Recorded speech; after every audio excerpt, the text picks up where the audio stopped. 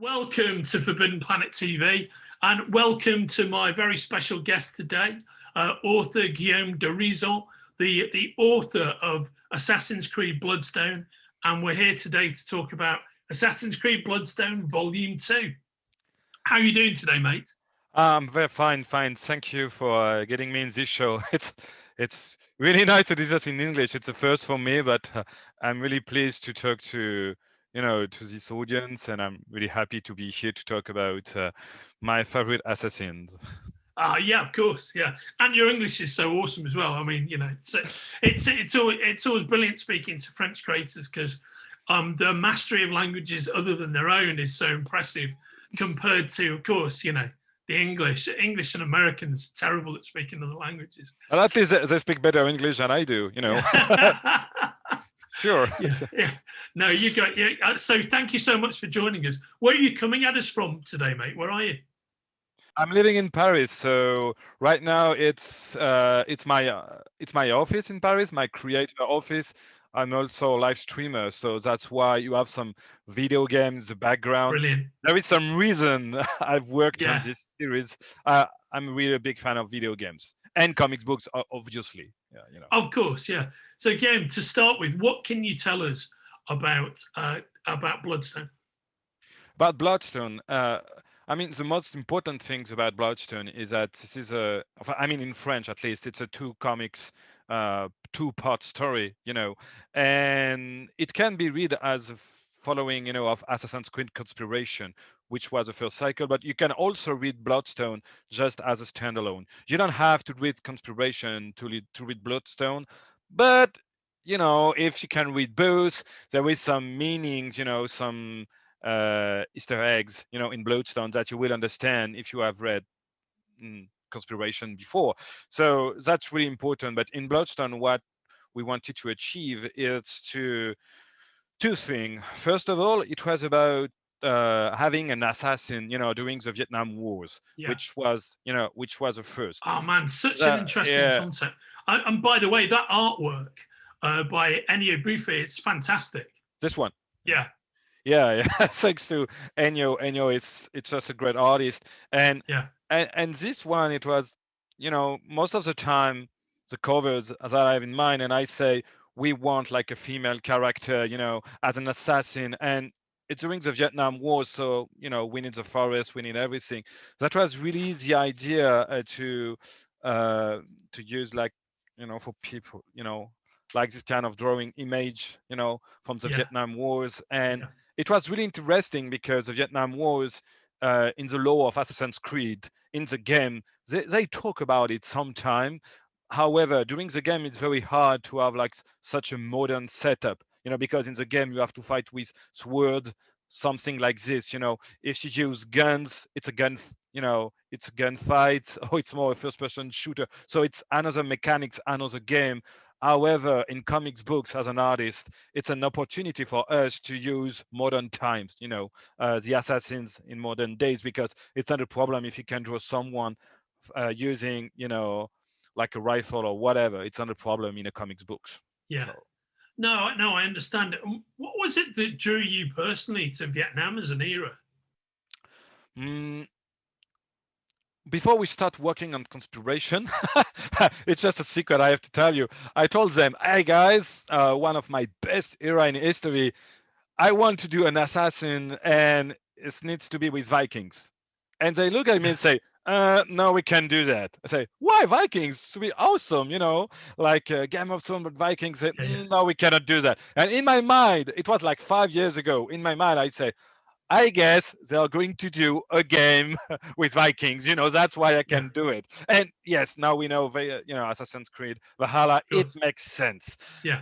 So they told me, you should try modern days. And that was an idea from Ubisoft.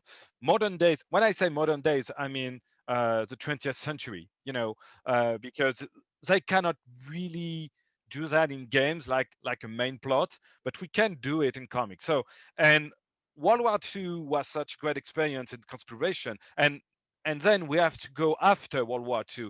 So what was good after World War II? We think about the Cold War for a long time, the Cold War. However, it's just that I've imagined, like seeing Apocalypse Now again, seeing Deer Hunter again, and I say, I mean, I, I mean, yeah, I want to go to Vietnam for two reasons.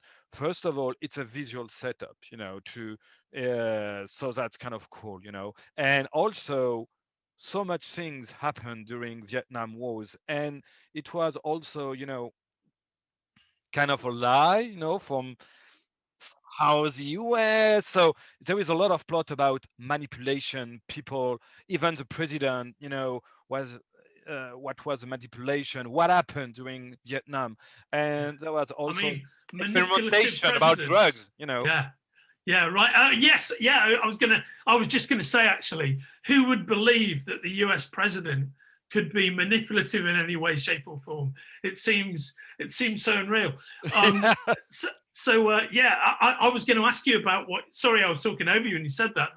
What you're saying about the whole setup with drugs and recreational drugs being involved in modern warfare, really for the first time with Vietnam. That's where it kind of blossoms into a thing. I think there's so many fascinating things for you to discover and explore about that era.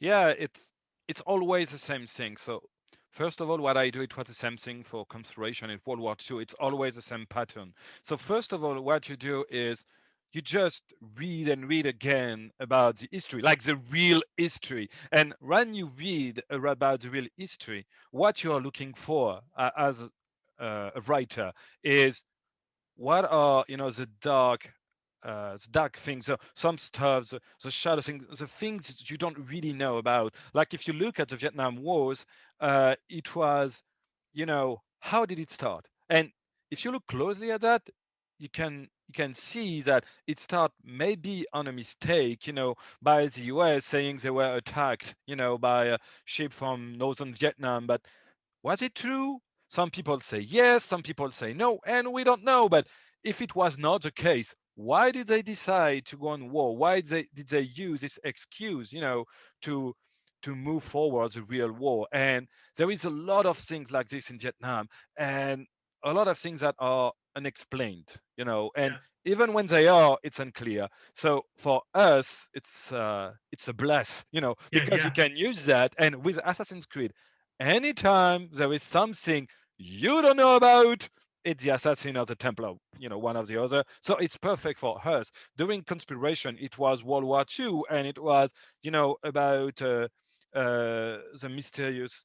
mm, the wonder weapon. I don't know how to say it in English, but the mysterious miraculous weapons, I guess, in English, yeah, with Hitler, yeah, and it was great for us, but obviously the assassin or the Templar were behind, and that's the same thing here. So you look at the true story, and then you just find some gap in the true story, some gaps that you can explore by saying it was this guy behind it, it was this guy behind it, and then like there was a lot of people murdered by some probably USA, CIA, Black Ops operation during Vietnam Wars. And of course, what I'm saying, like those secret agents, Black Ops guy, obviously they are assassins. It yeah. makes sense. Wow. So that's the way I do it. I look at the true story and then I try to explain with fiction.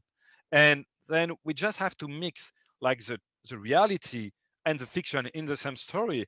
So maybe the people will try to find, okay, what is real, what is not, and I like to do that. That's the way I'm writing this kind of story. Yeah, that to me is a very interesting process, and it must be a lot of fun for you as a student of history to collide the very labyrinthine, complex history of Vietnam and of World War II with the Assassin's Creed narrative. There must be a lot of fun in that. Yes, and sometimes it's work, but I mean the best case scenario when you're sure it can work is then when you have found a gap, and then you go, I have like a Assassin's Creed Bible, with everything about the lore, the games, the universe of Assassin's Creed, and everything. And then I have an idea and I say, okay, it's work in the story, it's work as a gap, but does it already exist in Assassin's Creed? For instance, with Conspiration Tom 2, it was Operation Rainbow, the Philadelphia experiment, Yeah, and wow. this one is really in Assassin's Creed lore. There is like a log. It's just one text from, I guess, the first game, but they just talk about it by saying we cannot talk about it. And I say, yes, it's in the law. It's even better because this way, like the real fans, the real people who know about Assassin's Creed, they will see it. They will say, it's, there is a connection with the game. It doesn't come from nowhere. And obviously it came after, but it works. And when we can do that, it's even better because you can read the book even if you don't know anything about Assassin's Creed. However, if you know, and if you know a lot, you have a different view, a different way of reading the same book. But yeah, the real challenge is it's important for me that even if you have never played the game, you can read this book. And you can, because even if you don't play the game, you know about the Kennedy assassination, you know about the Vietnam Wars, and you want to know that who was behind and why did they do it. Like, really, it was not to fight the communists. It was at first just to take one guy who knows too much about a special drug which has some connection with the Assassin's Creed lore. That's so interesting. And when you look at what you've achieved with Bloodstone, do you have any particular favorite characters in the book? Any particular scenes you enjoyed the most? Yeah, I need to show you, I guess, but I don't want to spoil everyone. So of course, I'm just looking for. Well, I mean, I don't want to spoil. So once again, the cover and maybe just one action scene. In the cover, you have Julia. It's a specific character because, of course, there is a connection with a conspiration. And what is important with this character is that she's kind of the result of an experimentation about what is very important in Assassin's Creed is that if you think about the technology used in the game, is that the way you look, you can watch your ancestors' memories, right? And the first question I had by doing this book is, once you can do it, you can look at those memories. What could be the craziest thing you can do? Like, could you change, like in Total Recall, like could you change the full memory of someone? Could you implant some other memories? And I don't want to spoil, but these characters, it's a woman, it's an assassin, but like